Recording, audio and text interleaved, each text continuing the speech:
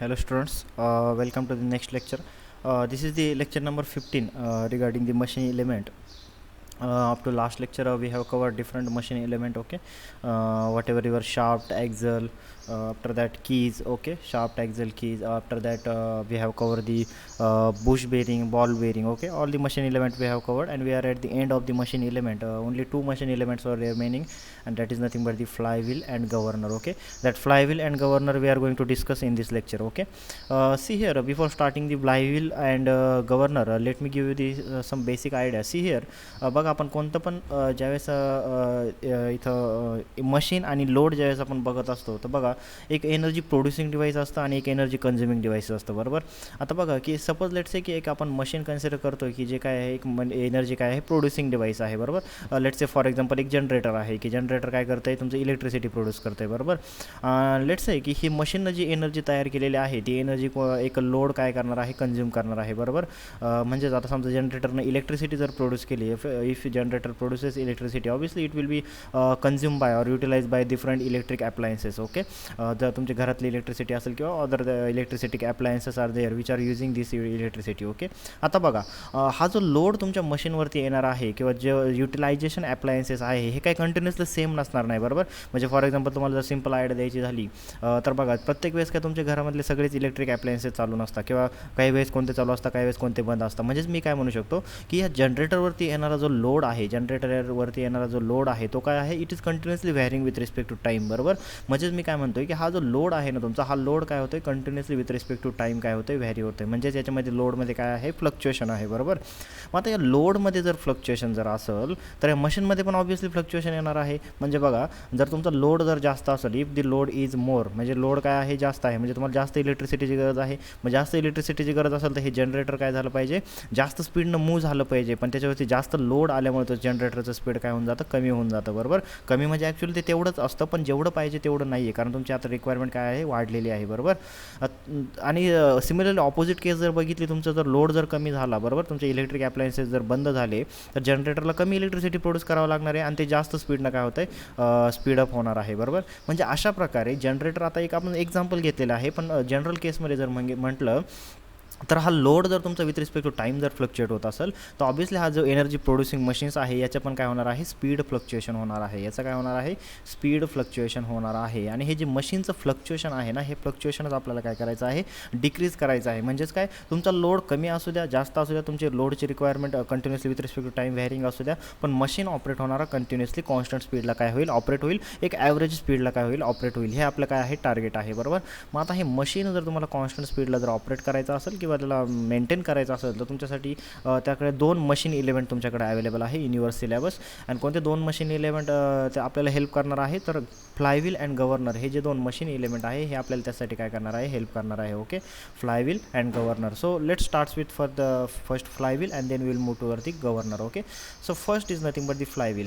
आता बघा फ्लायव्हील हे एक आहे, it is nothing but the internally energy storage device, okay. हा जो पॉईंट आहे it is important from the MCQ point of view. इट इज an internal energy, it is an internal energy storage device, okay. It is an internal energy storage device. म्हणजे तो internal energy काय करणार आहे, स्टोअर करणार आहे. आता इंटरनल एनर्जी ज्यावेळेस मी म्हणतोय, this internal energy is nothing but the mechanical energy. तो मेकॅनिकल एनर्जीला काय करणार आहे, स्टोअर करणार आहे, बरोबर. मेकॅनिकल एनर्जीला तो काय करणार आहे, स्टोअर करणार आहे. म्हणजेच आता आपण एक्झाम्पल बघितलं होतं की मशीन आणि लोडचं आपण एक्झाम्पल घेतलं होतं, बरोबर.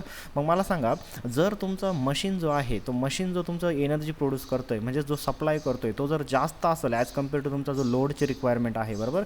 मग रिक्वायरमेंटपेक्षा जास्त तुम्ही सप्लाय करत असाल किंवा जास्त एनर्जी येत असेल तर तिला जास्तीची जी एनर्जी आहे तिला कुठंतरी स्टोअर करणं गरजेचं आहे. ती स्टोअर कोण करणार, this flywheel will store that, okay. ते कसं करणार, दॅट विल सी लॅटर, ते आपण बघणारच आहोत. पण सांगायचं काय आहे की जर तुमचा सप्लाय जर रिक्वायरमेंटपेक्षा जास्त असेल तर flywheel will absorb the mechanical energy, okay. म्हणजे जी जास्तीची एनर्जी आहे तो फ्लायव्हील फ्लायव्हील काय करणार आहे, ॲब्झॉर्ब करणार आहे. So it will absorb the mechanical energy. आणि सेकंड मग काय केस असू शकते, ऑब्वियसली जर तुमचा सप्लाय जर कमी असेल, सप्लाय कमी आहे म्हणजे जेवढी लोडची रिक्वायरमेंट आहे त्याच्यापेक्षा तुमचा सप्लाय कमी आहे, that time the flywheel will release energy, कारण तिथं एनर्जी आता कमी पडत आहे, तर तिथं काय करणार आहे, हा flywheel will release the energy. So we can say here releases the mechanical energy. Okay, it release the mechanical energy.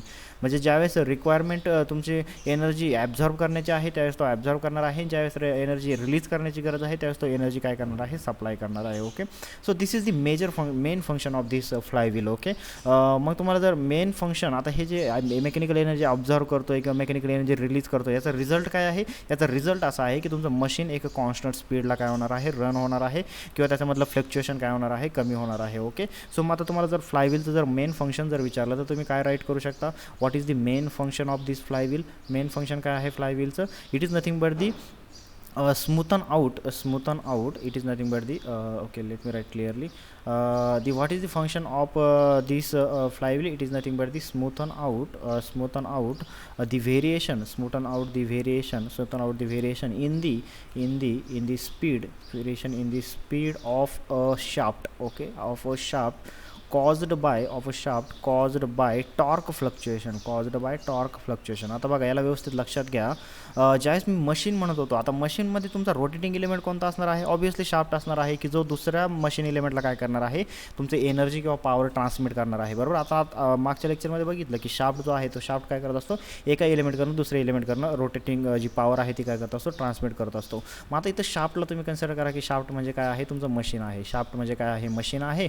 आणि हा टॉर्क जो आहे की जी तुमची लोडची रिक्वायरमेंट आहे, म्हणजे तुमचं कोणतं तरी एक अप्लायन्स आहे की त्याला टॉर्कची गरज आहे, तो कोण सप्लाय करत होता, हा मशीन किंवा शाफ्ट सप्लाय करत होता. बरोबर, म्हणजे मी याला काय म्हणतो, लोड. बरोबर, म्हणजेच काय, smoothen out the variation in the speed of the machine caused by the load fluctuation. बरोबर, म्हणजे लोड जर तुमचा कंटिन्युअसली व्हॅरी होत असेल तर तुमचं मशीन पण कंटिन्युअसली व्हॅरी होणार आहे. पण फ्लायव्हीलचं मेन फंक्शन काय आहे, in order to smoothen out that variation, म्हणजे ते व्हेरिएशन काय करणार आहे, ते कमी करणार आहे. बरोबर, आता तुम्हाला क्लिअर लक्षात आलं असेल की what is the function of the flywheel. Okay, आता बहुतेक जे मशीन असतात, most of the machines have the load pattern varying with respect to time. Okay, आपल्याला माहीत आहे की बरेचसे जे मशीन्स आहे त्याचा जो लोड आहे तो विथ रिस्पेक्ट टू टाईम काय होत असतो, व्हॅरी होत असतो. So I can say load varying with respect to time. Okay, म्हणजेच जनरली तुमचे IC इंजिन असतील किंवा पिस्टन कॉम्प्रेसर असेल, ओके, किंवा क्रशर असेल, हे सगळे काय आहे की यांचे load with respect to time vary होत असतं. आणि आपण आत्ताच सांगितलं की लोड व्हॅरी होतं आहे म्हणजे तुमचं मशीनचं शाफ्टचं पण काय होणार आहे, स्पीड फ्लक्च्युएशन होणार आहे, आणि तेच तुम्हाला काय करायचं असतं, डिक्रीज करायचं असतं. Okay,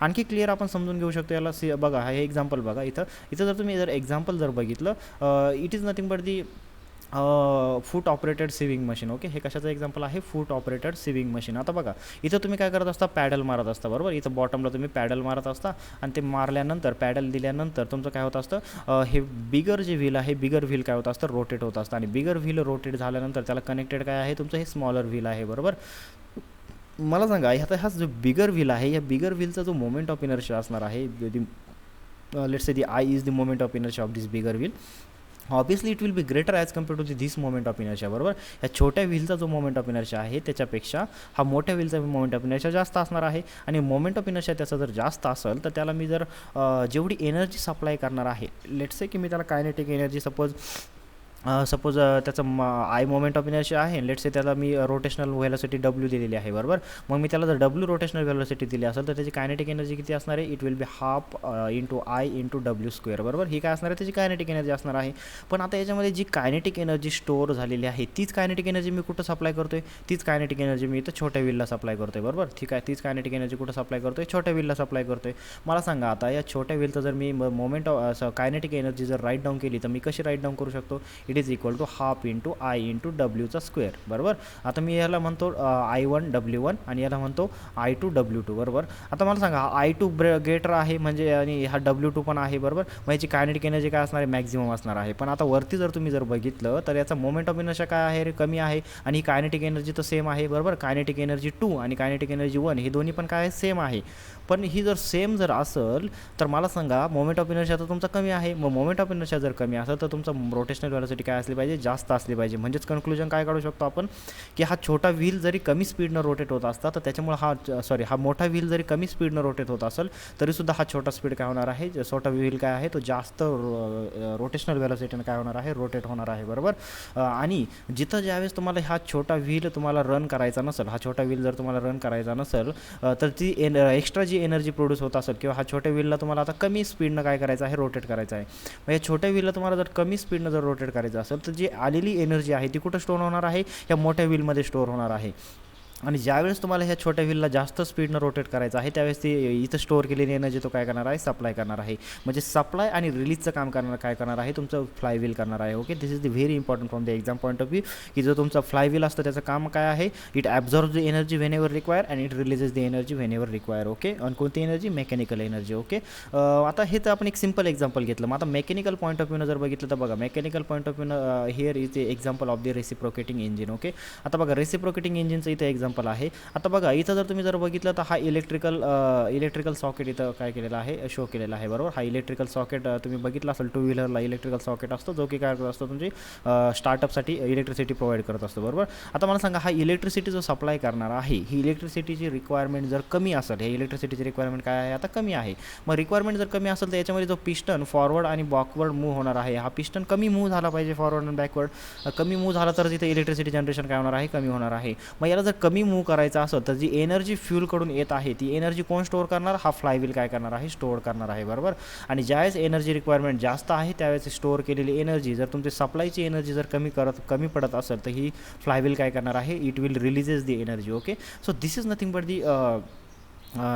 but the example of the flywheel. Okay, आता बघा म्हणजे ज्यावेळेस याचा पॉवर स्ट्रोक असणार आहे तर पॉवर स्ट्रोक ज्यावेळेस असणार आहे तो एनर्जी स्टोअर करणार आहे का, कारण पॉवर स्ट्रोकमध्ये एनर्जी खूप जास्त जनरेट होणार आहे आणि त्याची जर तेवढी रिक्वायरमेंट नसेल तर हा फ्लायव्हील काय करणार आहे, त्याला स्टोअर करणार आहे. बरोबर.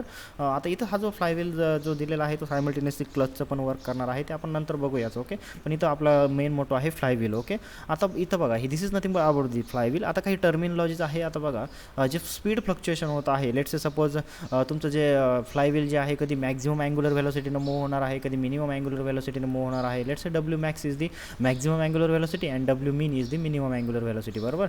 मग जर मी तुम्हाला जर विचारलं स्पीड फ्लक्च्युएशन, बरोबर, जर तुम्हाला एक्झाममध्ये जर स्पीड फ्लक्च्युएशन जर विचारलं रिगार्डिंग दी फ्लायव्हील तर how you will give the speed fluctuation, that speed fluctuation is nothing but the W max minus W mean, that is nothing but the difference of the maximum angular velocity and minimum angular velocity. Clear.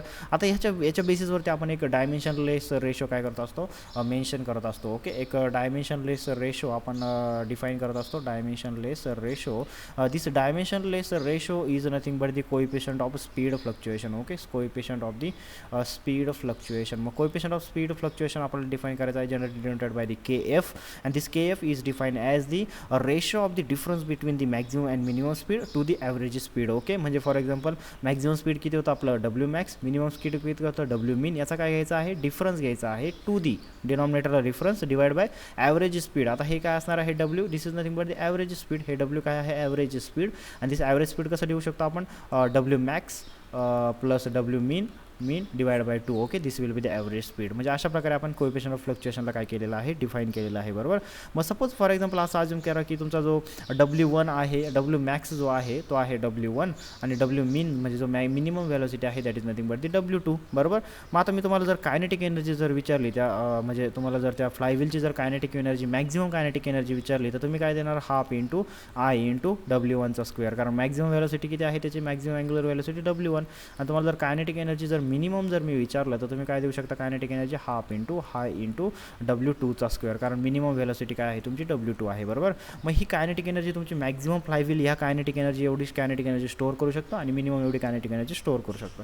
मग what is the change in the kinetic energy, change in kinetic energy कसं write करू शकतो, half into I into W1चा square minus W2चा square. बरोबर. Again I can write it as I into W. आता हा A square minus B square. Okay, A square minus B स्क्वेअरला मी कसं ओपन करू शकतो, W1 minus W2 into W1 plus W2. Okay, आणि अगेन मला जर in terms of average velocity जर लिहायचं असेल तर याला कसं लिहू शकतो मी W1 - W2 into 2 times of W. Okay. आता हा W काय आहे, this is nothing but the W1 plus W2/2. Okay.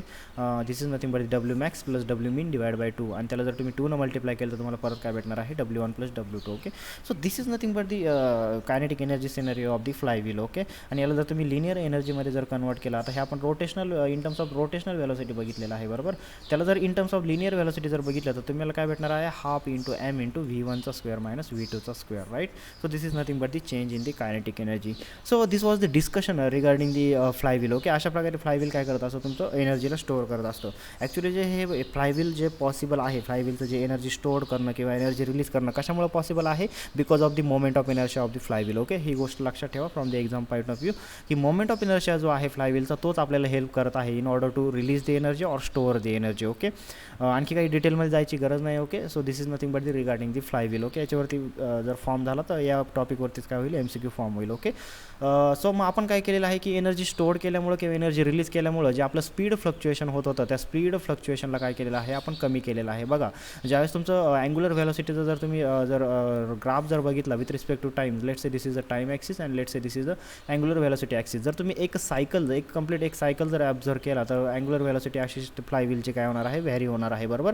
मग आता जो फ्लायव्हील आहे ना, हा फ्लायव्हील एका सायकलवरती, एका कंप्लीट सायकलवरती तुमचं स्पीड फ्लक्च्युएशन काय करत असतो, कमी करत असतो. बघा, इथं कंटिन्युअसली काय होतं, तुमचं अँग्युलर व्हेलोसिटी काय होते, व्हॅरी होते बरोबर.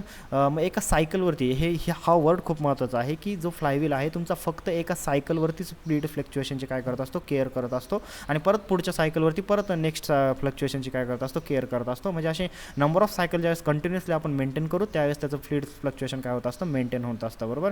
हा पॉईंट लक्षात ठेवा, तो आपण पुढं पण परत काय करणार आहे, त्याचा रेफरन्स घेणार आहे बरोबर. So let start the second जो आपल्याकडं जो अवेलेबल आहे मशीन एलिमेंट की जो स्पीड फ्लक्च्युएशनला मेंटेन करू शकतो, that is nothing but the governor. Okay. Second जो आपल्याकडे अवेलेबल आहे that is nothing but the governor. मग आता बघा, गव्हर्नर जर बघितलं तर गव्हर्नर जो आहे, गव्हर्नरसुद्धा काय करणार आहे, तुमचं स्पीड फ्लक्च्युएशन जे होत आहे विथ रिस्पेक्ट टू लोड त्यालाच पण काय करणार आहे, त्यालाच काय करणार आहे, कॉन्स्टंट स्पीडला मेंटेन करणार आहे. पण मेंटेन करताना आता हे गव्हर्नर आहे, जोपर्यंत तुमचं मशीन मूव्ह होत आहे तोपर्यंत त्याला काय करणार आहे, कॉन्स्टंट स्पीडला मेंटेन करणार आहे. पण फ्लायव्हील जर बघितलं तर फ्लायव्हील फक्त एका पर्टिक्युलर सायकलवरतीच काय करत होतं, त्याला फ्लायव्हील काय करत होतं, कॉन्स्टंट स्पीडला मेंटेन करत होतं. पण गव्हर्नर जोपर्यंत तुमचं मशीन रन होते तोपर्यंत त्याला काय करणार आहे, कॉन्स्टंट स्पीडला मेंटेन करणार आहे बरोबर.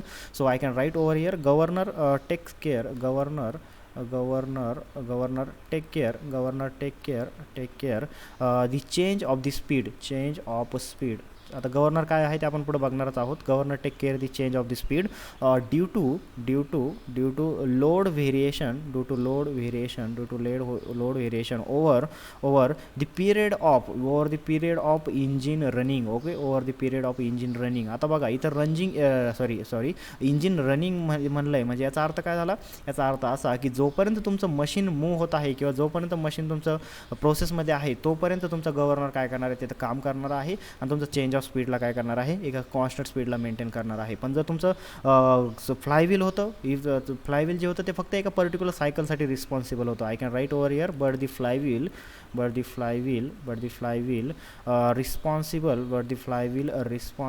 responsible only for flywheel is responsible only for keeping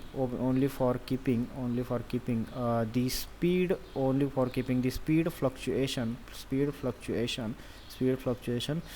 during each cycle. Okay. During each cycle. बघा, हे खूप इम्पॉर्टंट आहे एक्झाम पॉईंट ऑफ व्ह्यूनं, की जो तुमचा फ्लायव्हील आहे तो फक्त रिस्पॉन्सिबल आहे एका पर्टिक्युलर सायकलवरती, ईच सायकल.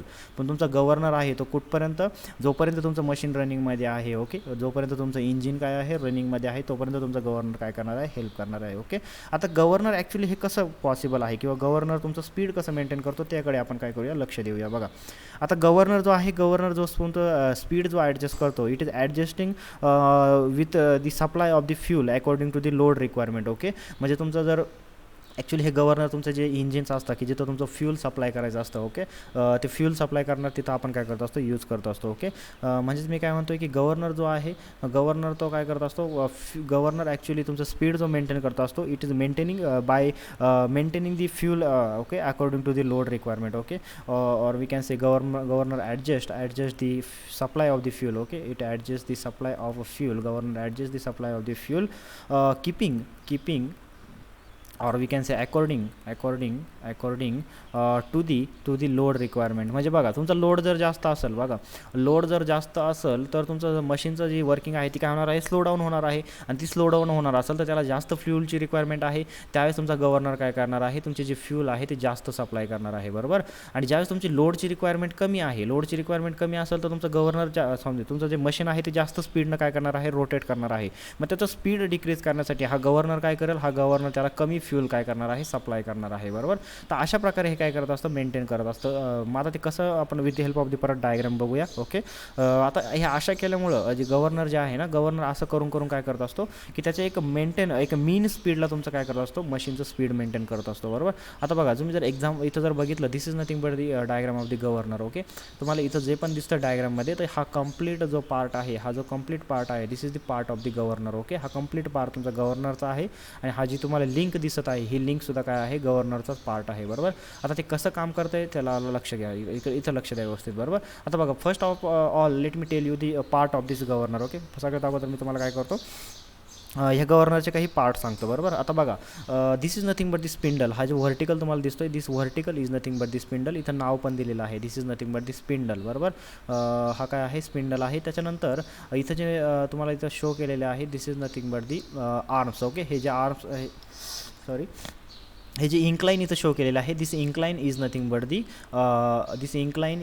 दी आर्म्स. ओके, हे काय आहे, आर्म्स आहे. मग आता हा जो वरचा आहे त्याला आपण अप्पर आर्म म्हणणार, आणि हा जो लोअर आहे याला तुम्ही म्हणणार लोअर आर्म. ओके, याला काय म्हणणार, lower arm. This is the upper arm, this is the lower arm. Okay, त्याच्यानंतर या जे अप्पर आर्म आहे आणि लोअर आर्म आहे त्याच्या इंटरसेक्शनला आपण इथं फ्लाय बॉल्स काय केलेले आहे, कनेक्ट केलेले आहे. काय कनेक्ट केलेलं आहे, फ्लाय बॉल्स कनेक्ट केलेले आहे, जे की तुमचा सेंट्रिफ्युगल फोर्सला काय करणार आहे, मेंटेन करणार आहे. बघा हा जो फ्लायव्हील आहे ना, हा अशा प्रकारे रोटेट होणार आहे, बरोबर. त्याच्या अलॉंग दी स्पिंडल काय होणार आहे, रोटेट होणार आहे.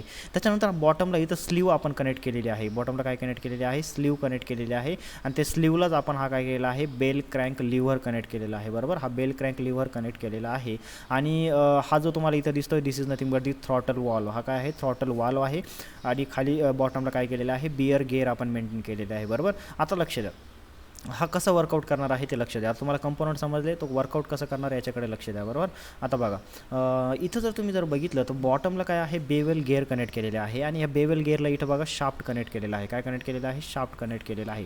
म्हणजेच आपण असं म्हणू शकतो की ह्या बेवेल गेअरला इथं काय आहे, मशीन कनेक्टेड आहे. काय कनेक्टेड आहे, मशीन कनेक्टेड आहे. आता बघा ज्यावेळेस सपोज आता फर्स्ट केस आपण अशी पकडूया की लोडची रिक्वायरमेंट काय आहे, खूप जास्त आहे. लोडची रिक्वायरमेंट काय आहे, जास्त आहे. मग आता लोडची रिक्वायरमेंट जर जास्त असेल, तुम्हाला लोड जर जास्त रिक्वायरमेंट असेल तर तुमचा फ्यूल काय असला पाहिजे, तुमचा फ्यूल काय असला पाहिजे, जास्त सप्लाय झाला पाहिजे, बरोबर. तुम्हाला जर कॉन्स्टंट स्पीड जर मेंटेन करायचं असेल, लोड जर तुमचा जास्त असेल तर गव्हर्नरनं जास्त फ्यूल सप्लाय केलेला आहे, करायला पाहिजे. आता तो कसा करणार आहे बघा, जर तुमचा स्पीडचा जर वाढला लोड जर वाढला तर शाफ्टचा स्पीड काय होणार आहे, कमी होणार आहे. आणि शाफ्टचा स्पीड जर कमी झाला, बरोबर, शाफ्टचा स्पीड जर कमी झाला तर हा स्लीव काय होणार आहे, शाफ्टचा स्पीड कमी झाल्यामुळं बघा आता ह्या गिअरलाच काय आहे, हा स्पिंडल कनेक्टेड आहे, बरोबर. आणि हा काय होणार आहे, अशा प्रकारे रोटेट होणार आहे.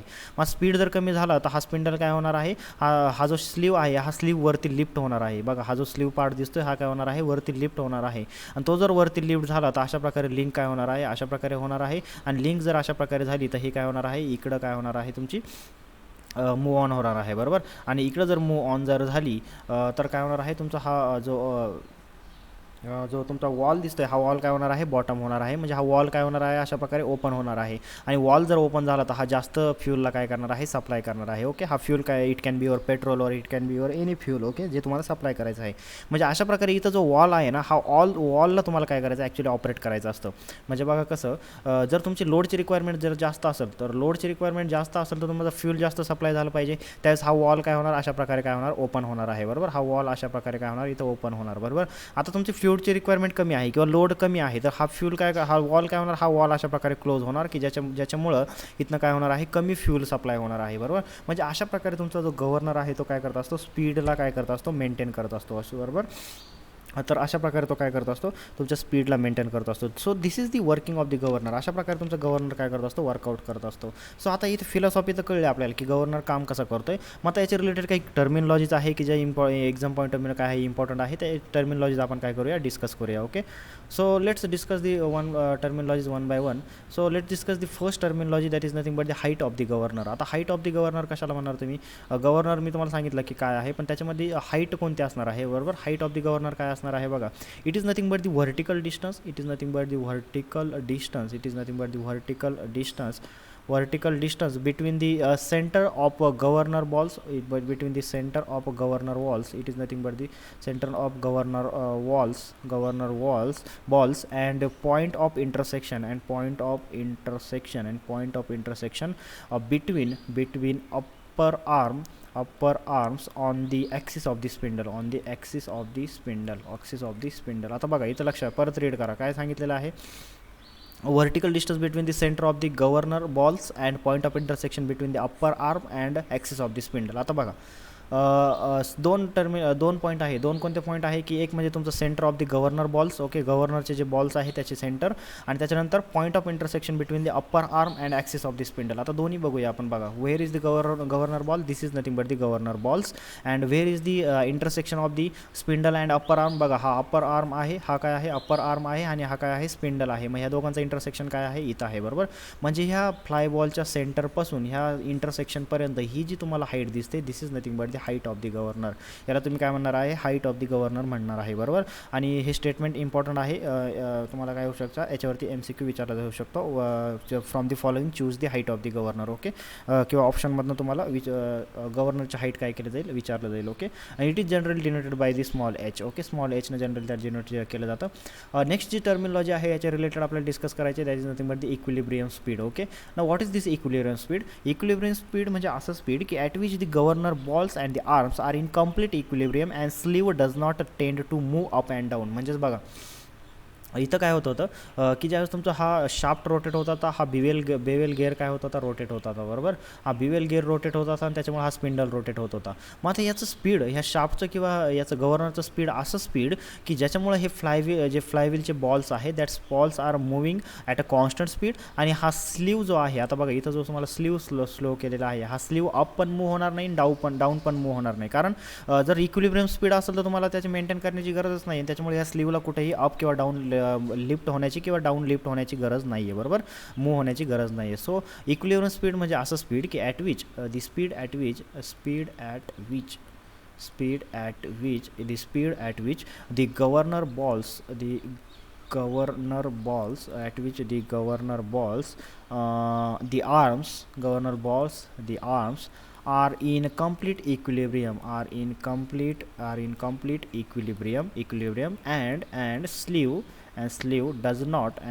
does not tend to move up and down, okay, tend to move up and down, clear. So this is nothing but the equilibrium speed, okay.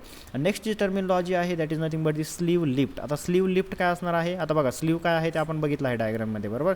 मग आता स्लीव लिफ्ट काय आहे, it is nothing but the vertical distance the slew move or travel due to change in the equilibrium speed, okay. आता बघा, मी तुम्हाला आता सांगितलं की जर तुम्हाला सप्लाय जर कमी जास्त करायचा असेल, इथनं फ्यूलचं सप्लाय जर तुम्हाला कमी जास्त करायचा असेल, बरोबर. हा फ्यूलचा सप्लाय जर कमी जास्त करायचा असेल तर हा वॉल काय झाला पाहिजे, मूव्ह झाला पाहिजे. थ्रॉटल वॉल काय झाला पाहिजे, मूव्ह झाला पाहिजे. आणि थ्रॉटल वॉल जर मूव्ह करायचा असेल तर हा स्लीव काय झाला पाहिजे, हा स्लीव अप किंवा डाऊन मूव्ह झाला पाहिजे. बघा इथं let me show you the clearly. इथं जर तुम्ही क्लिअरली बघितलं तर बघा, हा जो स्लीव आहे इथं शो केलेला, हा स्लीव अप किंवा डाऊन काय झाला पाहिजे, मूव्ह झाला पाहिजे. हा स्लीव काय आहे, अप किंवा डाऊन मूव्ह झाला पाहिजे, बरोबर. मग जेवढ्या अमाऊंटनं किंवा जे व्हर्टिकल डिस्टन्स तो अप मूव्ह होतोय किंवा डाऊन मूव्ह होतोय, that is nothing but the sleeve lift. त्याला आपण काय म्हणणार आहे, स्लीव लिफ्ट म्हणणार आहे, बरोबर. मग आता बघा, तुमचा जर अपवर्ड मूव्ह झाला तर त्याला आपण पॉझिटिव्ह लिफ्ट म्हणणार, आणि जर डाऊनवर्ड मूव्ह झाला तर त्याला काय म्हणणार, निगेटिव्ह लिफ्ट म्हणणार, ओके. याच्या टर्मिनॉलॉजीज आहे, इम्पॉर्टंट आहे MCQ पॉईंट ऑफ व्ह्यूनं. मग स्लीव लिफ्ट जर तुम्हाला म्हणायचं असेल तर स्लीव लिफ्ट तुम्ही काय सांगू शकता, it is nothing but the vertical distance this slew travels due to due to change in equilibrium speed. Okay, due to change in the equilibrium speed, and it can be your positive lift. Okay, and it can be your negative lift. बरोबर, positive कधी म्हणणार ज्यावेळेस slew तुमचा up move होणार, बरोबर, slew up move होणार. आणि negative लिफ्टमध्ये कधी म्हणणार ज्यावेळेस तुमचा स्लीव काय होणार, डाऊन मूव्ह होणार, बरोबर. That is nothing but the sleeve lift. Okay, so next terminology discuss करूया. What is the fourth terminology, that is nothing but the effort of the governor. Okay, effort of governor. Okay, effort of the governor. Now what is the effort of governor? It is nothing but the mean force acting on the sleeve for given a change of the speed or lift of the slew. Okay, आता बघा ह्या स्लीवला आत्ताच आपण बघितलं की slew काय करू शकतो, तुमचा अप मूव्ह होऊ शकतो किंवा डाऊन मूव्ह होऊ शकतो. मग याला जर अप मूव्ह करायचं असेल, मला या स्लीवला जर अप मूव्ह करायचं असेल तर मला काहीतरी त्याच्यावरती अपवर्ड फोर्स ॲक्ट करावा लागणार आहे, किंवा डाऊन मूव्ह करायचं असेल त्याच्यावरती काहीतरी डाऊनवर्ड फोर्स अप्लाय करावा लागणार आहे. मग तो किती फोर्स तुमचा गव्हर्नर अप्लाय करतोय in order to lift the sleeve और down the sleeve, that is nothing but the effort of the governor. Okay, so I can say it is nothing but the mean force. It is nothing but the mean force acting on the sleeve, mean force acting on the sleeve for a given change of the speed, for the given change of the speed or lift of the sleeve. Okay, or the lift of the sleeve. Clear. So mean force तुम्ही किती apply करता स्लीववरती in order to lift the lift the sleeve of the governor और down the sleeve of the governor, that is nothing but the effort of the governor. Okay, आता बघा जर तुम्हाला एक्झाममध्ये एफर्ट ऑफ द गव्हर्नर जर तुम्ही वाचलेलं नसेल तर तुम्हाला काहीच कळणार नाही, बरोबर. त्याच्यामुळे ह्या टर्मिनॉलॉजी ज्या असत्या त्या खूप महत्त्वाच्या असतात आणि याच्यावरती छोटे छोटे MCQ फॉर्म होत असतात, बरोबर. नेक्स्ट बघा तुम्ही कंट्रोलिंग फोर्स. नेक्स्ट आहे आपला पाचवा, that is nothing but the controlling force. Okay, what is this controlling force? This controlling force is nothing but the force acting radially inward upon the rotating balls to counteract the centrifugal force. Okay, आता इथं बघा ज्यावेळेस तुमचं तुमचं ज्यावेळेस हा governor rotate होणार आहे, गव्हर्नरचं स्पिंडल ज्यावेळेस रोटेट होणार आहे, तर हे बॉल्स पण काय होणार आहे, बॉल्स पण तुमच्या अराउंड दी सर्क्युलर पाथ काय होणार आहे, मूव्ह होणार आहे. मग हे ज्यावेळेस around the circular path move होणार आहे त्याच्यावरती आउटवर्ड डायरेक्शनला इनवर्ड डायरेक्शनला काय होणार आहे, सेंट्रिफ्युगल फोर्स ॲक्ट होणार आहे. आणि हा सेंट्रिफ्युगल फोर्स जो ॲक्ट होतोय त्याला मेंटेन करण्यासाठी तुमच्या किती फोर्स तुमच्या याच्यावरती ॲक्ट होतोय, तुमच्या ह्या बॉल्सवरती की रॅडियली किती फोर्स ॲक्ट होतोय radially along the radial direction, that is nothing but the your controlling force. Okay, so आपण काय म्हणू शकतो, this controlling force is nothing but the force, it is nothing but the force acting radially, it is nothing but the force acting radially inward. Okay, inward upon the rotating balls, upon the on the rotating balls to counteract centrifugal force. Okay, to counteract the centrifugal force. This is nothing but the controlling force. Clear? and it is generally provided by the weight of the sleeve. Okay, जे स्लीवचं weight आहे ते काय करत असतं, ते provide करत असतं, किंवा आपण कॉम्प्रेस स्प्रिंग पण तिथे यूज करू शकतो. But that is not important from the exam point of view. पण कंट्रोलिंग फोर्स काय आहे याच्यावरती MCQ फॉर्म होऊ शकतो. ओके, नेक्स्ट आपल्याला डिस्कस करायचे आहे 2-3 terminology. That is nothing but the first terminology आहे, that is nothing but the isochronism. Okay, आता what is this isochronism regarding this म्हणजे गव्हर्नरच्या रिगार्डिंग जर तुम्हाला आयसोक्रोनिझम अशी जर काही टर्म विचारली जात असेल एक्झाममध्ये, this is nothing but the 6th term. What is this isochronism? Isochronism म्हणजे अशी condition, it is the condition or the equilibrium speed is constant for all working range. जर तुमचं तुमचं जे गव्हर्नर आहे ते गव्हर्नरचं स्पीड जर इक्विलिब्रियम स्पीड असेल आणि ते इक्विलिब्रियम जे आहे तुमचं ते कंटिन्युअसली कॉन्स्टंट असेल. इक्विलिब्रियम स्पीड काय आहे, कॉन्स्टंट आहे for all the working ranges. म्हणजे तुमचं जे गव्हर्नरचं वरती जो लोड येतो आहे किंवा मशीनवरती जो लोड येत होता आहे तो जो लोड जरी व्हॅरी होत असला तरी जे इक्विलिब्रियम स्पीड त्याला मेंटेन करायचं आहे, त्या सगळ्या वर्किंग रेंजसाठी जर इक्विलिब्रियम स्पीड जर कॉन्स्टंट असेल तर that time we can say the governor is in isochronism. Clear होतं आहे का? त्यावेळेस आपण काय म्हणणार, ते गव्हर्नर तुमचं काय आहे, आयसोक्रोनिझममध्ये आहे. बरोबर, म्हणजे मी काय म्हणू शकतो, when the equilibrium speed is constant for all working ranges,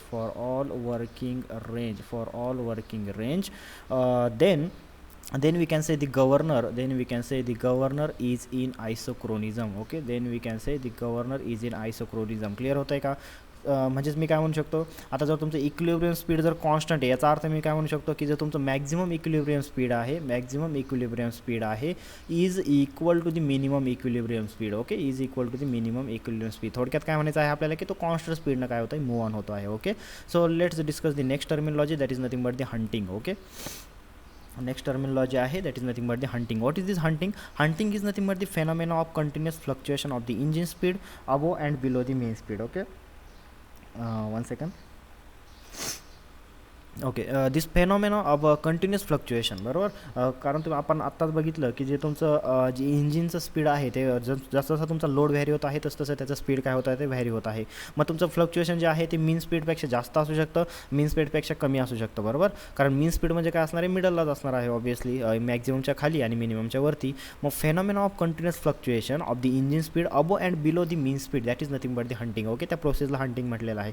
बघा, या टर्मिनॉलॉजी खूप खूप सोप्या असतात पण ते नावं खूप डिफरंट असल्यामुळे ते आपल्याला एक्झाममध्ये अटेम्प्ट करता येत नाही. सो तुम्ही एकदा याच्या थ्रू काय केलं पाहिजे, याच्या थ्रू तुम्ही गेले पाहिजे किंवा याला रिवाईज केलं पाहिजे, बरोबर.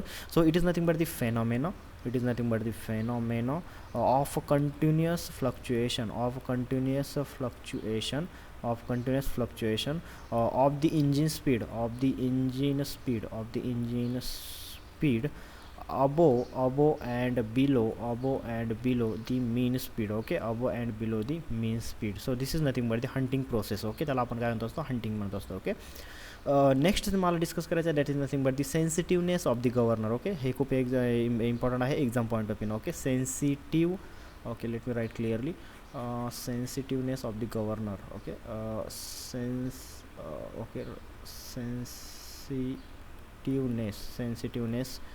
of governor. Okay, आता सेन्सिटिव्हनेस आपल्या ॲक्च्युली एका रेशोच्या with the help of one ratio आपण याला काय करत असतो, डिफाईन करत असतो. मग त्याच्यावरून आपण ठरवतो की तुमच्या जो गव्हर्नर आहे त्याचा सेन्सिटिव्हनेस जास्त आहे की त्याचा सेन्सिटिव्हनेस कमी आहे, ते आपण काय करत असतो, ठरवत असतो. Okay, so let me give you the formula for the sensitiveness of the governor.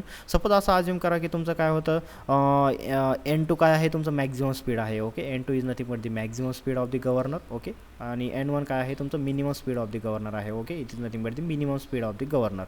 मग सेन्सिटिव्हनेस काय आहे, sensitiveness is nothing but the difference between the maximum speed and minimum speed to the ratio of average speed. Okay, N1 + N2/2. जसं आपण coefficient of fluctuation define केला होता, बरोबर, speed fluctuation in दी फ्लायव्हीलमध्ये आपण define केलं होतं, तसंच इथं सेन्सिटिव्हनेस ऑफ दी गव्हर्नर आपण सेम वेनं डिफाईन केलेलं आहे. कसं, मॅक्झिमम आणि मिनिममचा डिफरन्स डिवाइड बाय त्याचं काय आहे, ॲव्हरेज घेतलेलं आहे, बरोबर. So this is nothing but the sensitiveness of the governor. त्यालाच मी कसं राईट करू शकतो, S will be equal to 2 times of N2 - N1 divide by N1 + N2, right. किंवा त्याला मग तुम्ही डिफरंट रँग्युलर व्हेलॉसिटीच्या टर्ममध्ये पण राईट करू शकता. That is nothing but 2 × W2 - W1 divide by W1 + W2. Okay, so this is nothing but the formula of the sensitiveness. जर तुमचा S जास्त असेल तर we can say the governor is more sensitive, आणि जर कमी असेल तर we will say the governor is less sensitive. Okay, so this are nothing but the some terminologies related to governor.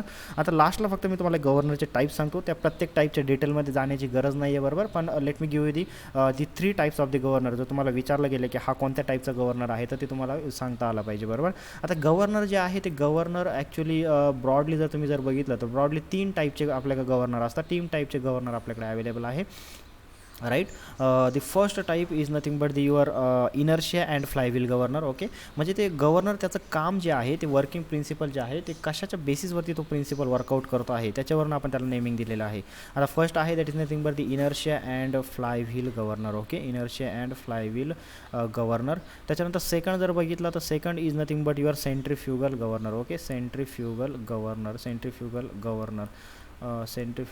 जे की मोस्ट कॉमनली यूज आहे. त्याच्यानंतर तुमचं आहे Pickering governor. Okay, Pickering governor. Okay, this are the broad classification of this governor. Okay, 3 टाईपचे governor आपल्याकडे available आहे. आणि त्याच्यामध्ये परत सेंट्रीफ्युगल गव्हर्नर जर बघितलं तर सेंट्रीफ्युगल गव्हर्नर आपल्याकडे परत 2 टाईपचे सेंट्रीफ्युगल गव्हर्नर्स आहे. कोणत्या 2 टाईपचे, first is nothing but the gravity control. Okay, gravity controlled तुमच्याकडे गव्हर्नर आहे, ग्रॅव्हिटी कंट्रोल्ड गव्हर्नर्स. आणि सेकंड आहे that is nothing but the spring control governor. Okay, तर स्प्रिंग कंट्रोल्ड गव्हर्नर्स. आता याचे नाव खूप महत्त्वाचे आहे. तुम्हाला जर विचारलं which of the following is the gravity control governor or which of the following is the spring control governor किंवा which of the following is the centrifugal governor. Okay, त्यामुळे मी तुम्हाला काय देतो, एक्झाम्पल देतो आहे. तर याच्यावरती MCQ फॉर्म होऊ शकतो, बरोबर. याच्या प्रत्येक डिटेलमध्ये आता ग्रॅव्हिटी कंट्रोल गव्हर्नर काय आहे, स्प्रिंग कंट्रोल गव्हर्नर काय आहे, there is no need to go in the detail of that one. Okay, आता ग्रॅव्हिटी कंट्रोल गव्हर्नरचे जे मोस्टली यूज आहे that is nothing but the Watt gravity control governor आहे. त्याच्यानंतर तुमचं पॉर्टर ग्रॅव्हिटी कंट्रोल गव्हर्नर आहे. त्याच्यानंतर तुमचं प्रोसेस सेल तुमचं काय आहे ग्रॅव्हिटी कंट्रोल गव्हर्नर आहे बरोबर. त्याच्यानंतर जर स्प्रिंग कंट्रोल गव्हर्नर जर बघितले तुम्ही तर Hartnell okay, Hartnell is the spring control governor. त्याच्यानंतर Wilson okay, Wilson Hartnell हे सुद्धा एक काय आहे spring control spring control governor आहे, जे की तुमचं type of the centrifugal governor आहे. आणि त्याच्यानंतर Hartung okay, Hartung is nothing but your the spring control governor okay. हे नावं महत्त्वाचे आहे, लक्षात ठेवा. They can directly give you the name. आता बघा हे 3 नावं तुम्हाला समजा 3 ऑप्शन हे दिलेले आहे आणि एक ऑप्शन हा दिलेला आहे बरोबर. And they will ask you which of the following is the spring control governor. Obviously Hartung काय असणार आहे तुमचं स्प्रिंग कंट्रोल गव्हर्नर असणार आहे. तर अशा प्रकारे एक्झाम पॉईंट ऑफ व्ह्यूने हे महत्त्वाचं आहे बरोबर. आणि हे 3 मेजर टाईप्स कोणते, inertia and flywheel governor, centrifugal governor आणि काय आहे Pickering governor okay. So these are the important from the exam point of view. तर आपण काय केलेलं आहे या लेक्चरमध्ये जे तुमचं मशीन एलिमेंटचा पार्ट उरलेला होता फ्लायव्हील आणि गव्हर्नर त्याला काय केलेलं आहे डिस्कस केलेलं आहे बरोबर. जे MCQ पॉईंट ऑफ व्ह्यूने इम्पॉर्टंट आहे ते टॉपिक मी तुम्हाला तिथंच सांगितलेलं आहे बरोबर, कोणत्या कुठं कसे क्वेश्चन विचारले जाऊ शकता. So will stop in this lecture आणि नेक्स्ट लेक्चरमध्ये आपण काय करूया पॉवर ट्रान्समिशन डिव्हाइसेस स्टार्ट करूया ओके. जे काही तुमचे बेल्ट ड्राईव्ह आहे, चेन ड्राईव्ह आहे, किंवा गिअर असेल, क्लच असेल, ब्रेक असेल okay. So that power transmission devices will start in the next lecture. Today will stop. Thank you.